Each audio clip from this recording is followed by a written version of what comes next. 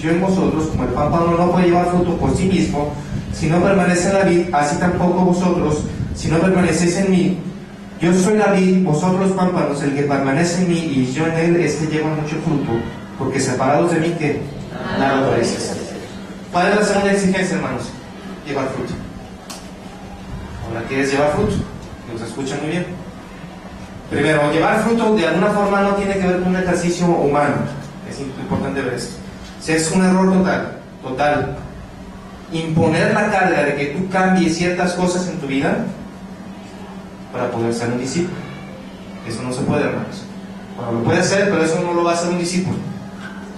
O sea, la renuncia a sus vicios pasados y todo eso le puede dar una buena calidad de vida, pero eso no lo va a hacer un hijo de Dios. Dice que el fruto del Espíritu es ¿qué? Amor, gozo, paz, paciencia, benignidad, bondad, fe, mansedumbre, templanza. ¿El fruto de quién? ¿De quién? Del Espíritu, ¿se da cuenta? O sea, ¿quién es el que produce en usted eso? El Espíritu Santo. Y es algo que usted no puede controlar. No lo puede controlar. Cuando su servidor que está aquí presente tuvo ese acercamiento con Dios, ese arrepentimiento con Dios, no por mí, sino por el Espíritu Santo, Él comenzó a cambiar mi vida de una forma que yo no pude ni controlar, y además no deseaba controlarla, ¿no? Empezaron a aparecer en mis rasgos, en mi carácter, que no eran míos, hermano. ¿Se da cuenta? Y aquí está hablando de eso.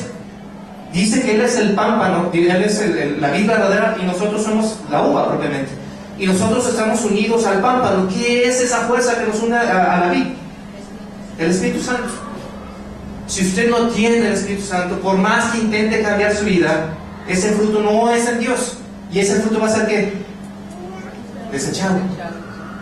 Desechado. Son obras que están ¿qué? En sí muertas. Es un fruto que está muerto.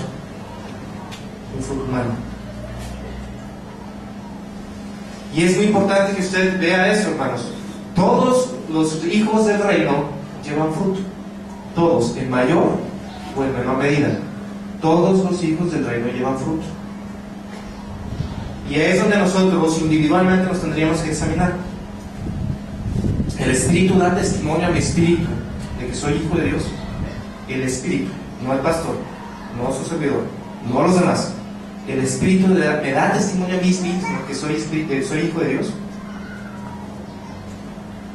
Ese Espíritu, el Espíritu Santo, produce inexplicablemente en mí ese fruto. Ese amor que tenía para las demás personas. Ese amor que voy desarrollando por todas esas cosas que son y tienen que ver con Dios.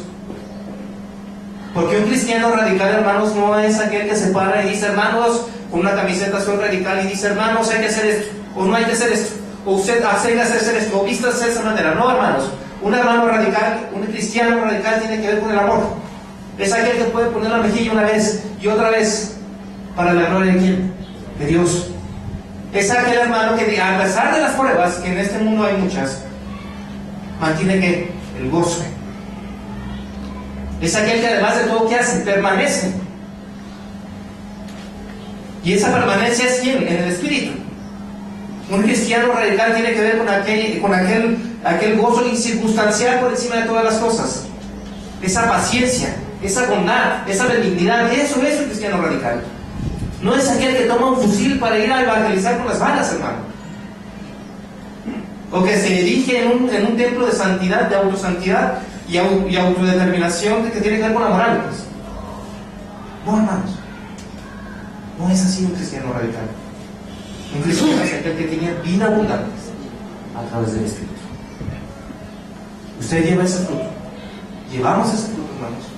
El Espíritu Santo nos da esa vida abundante a nosotros. Se da cuenta que la salvación es un asunto totalmente divino. Porque Él es el que nos trae aquí, nos llama. El Espíritu Santo nos llama y te dice, arrepiéntete, cree. Y ese mismo Espíritu Santo es el que nos hace florecer y fructificar. No tiene que ver con ejercicios espirituales. Tiene que ver con el Espíritu. Ahora esa vida abundante nos va haciendo ver ¿qué? La gloria de Dios y deleitarnos, hermanos. Y usted que hay postrado delante de Él en actos de adoración. Y en esos actos de adoración donde usted tiene un gozo que sobrepasa aún su propio entendimiento, ¿no? Esa es la relación que Dios quiere tener con nosotros, de gozo. Interesante es ver que además nuestra vida no tiene que ver nada, totalmente y absolutamente no tiene que ver con lo que somos nosotros. Nuestra vida no se trata de nosotros, nuestra vida se trata de quién, de Él, de Dios. Continuando con la historia que les estaba platicando al principio, de este hombre que intentó suicidarse, pues él terminó obviamente en la unidad de cuidados intensivos ahí en Madrazo. Entonces evidentemente tuvo que lidiar con el desprecio de su padre. Ahora este muchacho pues, tenía 18 años en ese momento, ya tenía un intento de suicidio, tenía una vida totalmente destrozada a pesar de ser aparentemente exitosa. Llega un hombre y le comparte el evangelio. Él se sentía tan abrumado, se sentía tan desolado, que esa esperanza que en ese momento le pusieron enfrente fue suficiente, hermanos. Usted sabe, hay veces que se ha estado agarrando con las uñas de la vida, hermano. Por supuesto que sí. Así, agarrando, con un suspiro de la vida. Y en ese momento de desesperación entró en su vida Dios. Él comenzó a cambiar, comenzó a congregarse en una iglesia, comenzó a involucrarse con los jóvenes. Y no por él, dice, yo realmente no. Si de repente dice, yo tenía un hambre de estudiar. Dice, anteriormente yo no agarraba un libro ni por accidente. Después de convertir, empecé a leer la Biblia, a leerla, y luego cuando autor cristiano me ponían enfrente, yo lo empezaba a orar y a leer. Y llegó un punto en que él comenzó a ser uno de los líderes de los jóvenes. Hubo un concurso de predicación, y un amigo de él que después llegó a ser su cuñado, ya ven esos amigos que uno se interesa, ¿no?, por nuestras hermanas y también siendo nuestros cuñados, es igual acá. Y él le tocaba estar en ese concurso. Y él se enferma. Entonces le dice, ¿sabes qué? Ahora tú vas a tener que ir. Y dice, no, yo como si yo nunca he hablado en público. Pues total. Hermanos, él se para enfrente, dice que no supone lo que habló, pero que vio venir gente convertida. ¿Por el poder de quién? Del Espíritu Santo. Él continuó así su vida y él le empezaron a invitar a predicar. Dice, yo realmente no había nada, yo me escuchaba a mí mismo, dice, yo no conseguía nada que pudiera ser respetable lo que yo decía. Y él comenzó a ser invitado hasta que un día ya él tuvo toda la adolescencia suya lo llevó por Canadá, y luego ya en Canadá él comenzó a ir a otra iglesia, a una iglesia metodista, y ahí en la iglesia metodista comenzaron a hacer el ministerio. Y él tenía 23 años y una hermana, después de una predicación, llega, se le acerca y le dice, quiero invitarte a que prediques en Vietnam. Estamos hablando de 1973, donde existía la guerra de Vietnam todavía, ¿no? Entonces dice, ¿y por qué usted llega a esa conclusión? Y la hermana le dice, pues nada más porque te escuché predicar. Ahora, ¿cuánto dinero necesitas para ese viaje? Él se pone a investigar, dice que a la vuelta de 2 semanas le llega un cheque exactamente con la cantidad que él necesitaba para irse a ese viaje. Total, él se va a Vietnam, está durante 6 semanas, hermano. Dice que él estuvo junto con los soldados americanos que estaban ya prestos a morir, estaba con los vietnamitas, con los Vietcong, estaban con todos, en todo lugar en Vietnam. Dice que tanta guerra y tanta desolación partió su alma, evidentemente. Pero que Dios lo fue rescatando de todas las instancias donde él estuvo. Era un muchacho de 23 años en ese momento. Dice que ya pasando los días que vio venir mucha gente, dice que perdió la cuenta de cuánta gente venía al encuentro del Señor, y que de repente él y su traductor, porque iba con un traductor, llegan a un lugar donde había 6 tumbas, y al empezar a leer los nombres comenzó a reconocerlos porque eran amigos suyos. Eran misioneros que habían muerto en ese lugar. Ahí parado delante de los 6, él comienza a orar junto con la persona que iba y dice, Señor, yo seré lo que tú quieres que yo sea, yo iré a donde tú quieres que yo vaya, y yo haré lo que tú quieres que yo haga. El llamamiento, hermanos, a ser un hijo del reino tiene que ver con renuncia, y eso implica renuncia a mi propia vida. Y muchas veces le han dicho a usted, los evangelistas o aquellas personas que tienen la buena intención de traerlo o convencerlo, valga la expresión, a venir a hacer cristianismo, en que si usted tiene esa relación con Dios, usted va a prosperar y sus dificultades se le van a acabar. Y no es así, hermanos. El llamamiento puede ser sufrimiento, puede ser que Dios lo lleve a lugares y a situaciones muy extremas. Pero ¿sabe cuál es la promesa al final de todo ello? Que usted verá la gloria de Dios. Que usted verá la gloria de Dios. El llamamiento está ahí. ¿Usted cómo va a responder? El Espíritu Santo está ahí y le dice: ven.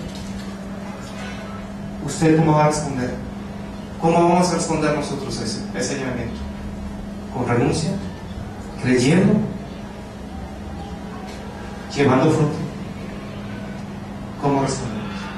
Vamos a ver.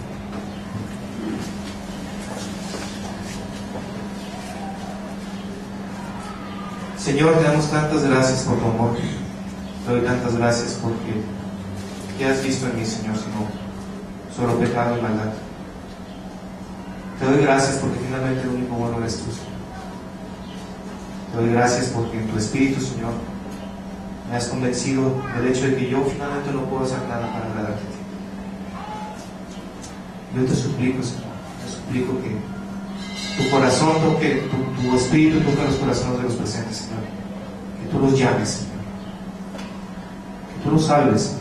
Que ellos clamen a ti por tu Espíritu, Señor. Señor, te damos tantas gracias por lo que tú eres y te suplicamos, Señor, que nosotros que nos des, Señor, el obedecer tu llamado, el venir a ti, el renunciar a todo, Señor.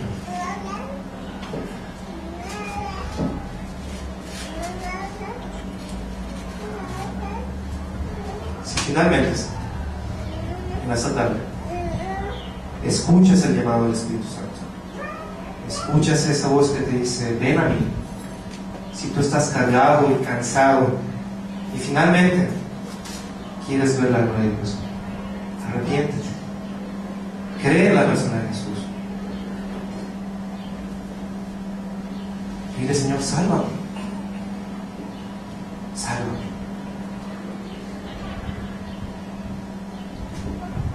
Señor, te damos gracias por lo que tú eres. Te suplicamos, Señor, que tu Espíritu nos guíe en todas las cosas que hacemos.